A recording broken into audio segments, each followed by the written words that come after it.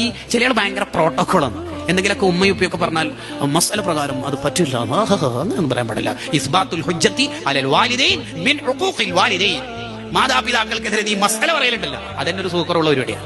ഷാഫി ഇമാമിനോട് ഒരാൾ ചോദിച്ചല്ലോ, ഉമ്മാനോട് തർക്കിക്കാൻ പറ്റുമോ? ഷാഫി ഇമാം റഹിമഹുല്ലാഹ് കൊടുത്ത മറുപടി, ഉമ്മാന്റെ ചെരുപ്പിനോട് തന്നെ തർക്കിക്കാൻ പറ്റൂല.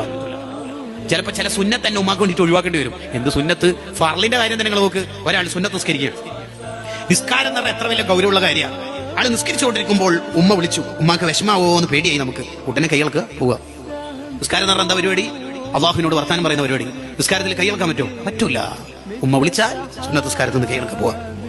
ഉമ്മ പറയാണ്, ഇന്ന് രാത്രി ഇടയ്ക്കിടെ ഈ കറണ്ട് പോകുന്നോണ്ട്, ഇടിയും മിന്നലൊക്കെ വരുന്നോണ്ട്, മഴ പെയ്യുന്നോണ്ട്, കാറ്റ് വീശുന്നോണ്ടും എന്തോ ഒരു പേടി, തെങ്ങൊക്കെ പൊട്ടി വീണല്ലോ.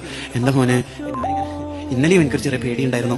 ഇന്നെങ്ങനെ നിന്നോട് പറയലെന്ന് വിചാരിച്ചു. 27 രാവാണല്ലോ അല്ലേ, റമദാനാണ്, നീ പള്ളിയിൽ നിന്ന് പറയും ബാത്തൊക്കെ ചെയ്യാൻ വിചാരിച്ചിട്ടുണ്ടാവും.